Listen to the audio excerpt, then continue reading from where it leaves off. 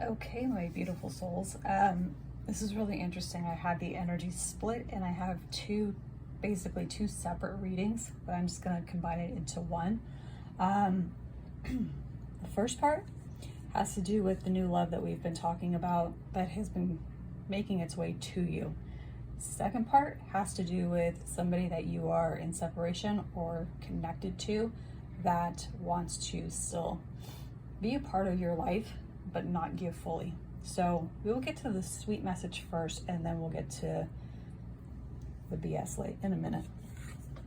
So you're being asked to look ahead to a brighter future. With all the green here, it's opening your heart chakra to what can be, because you only know what has been, and what has been has not been equal give and take to you. So watch out for, I'm not going to say your knight in shining armor, although, it could be, it very well could be. But it's somebody that you do not expect. It's not somebody who is your typical normal. Can I put it that way?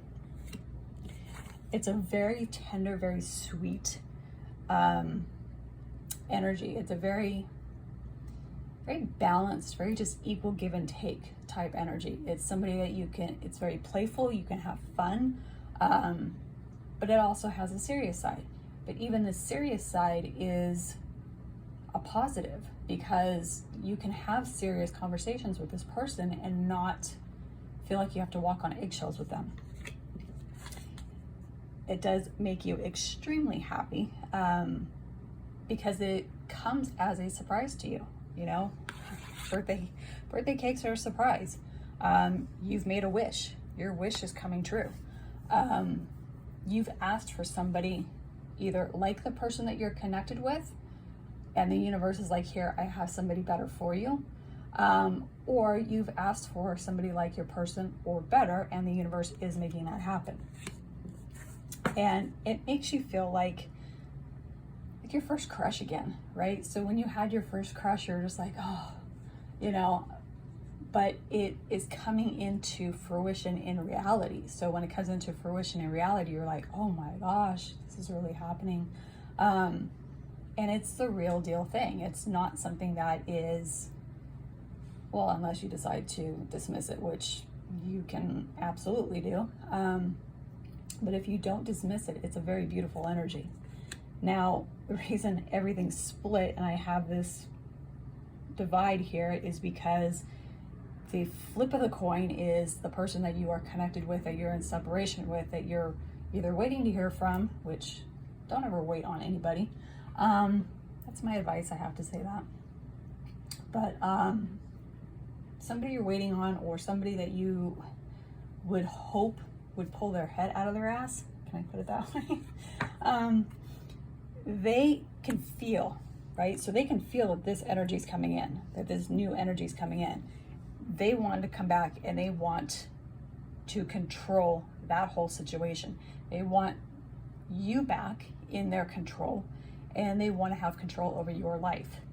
So they're not willing to energetically let go, and they're not willing to energetically upgrade. So they're not on your level at this point in time. They just want to stay in control, because right now they feel completely out of control, because they can feel this other energy coming towards you and they feel you slipping away. Their expectations are a bunch of crap, I will say that.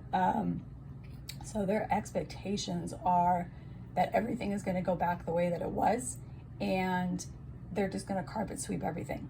We don't need to talk about anything. Nothing needs to be talked about. Nothing needs to be addressed. We're just going to go back to the old ways. And the old ways are, I'll communicate when I want to talk to you, but if you communicate to me, I'll wait until I'm ready to talk to you, which is, again, goes back to the control. You guys are definitely at a distance, and you guys are getting further and further away from each other, and they don't like that. They don't like the fact that you're getting away from them. Too bad, because you're still going to play their back and forth bullshit game.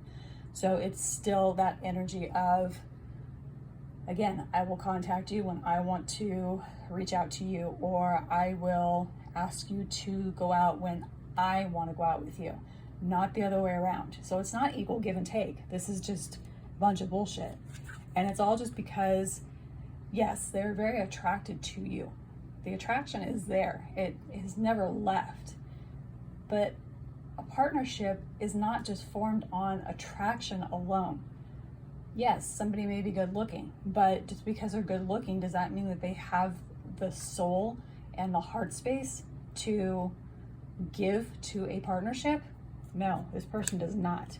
Because anytime you go in depth with this person and you try to have conversations with this person, what do? They try to turn around, because it bookends my control, and they try to control the situation.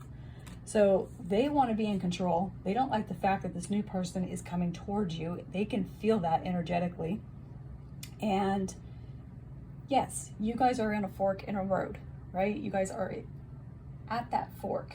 And it's like, do I hang on to this person who is trying to control and be a bully?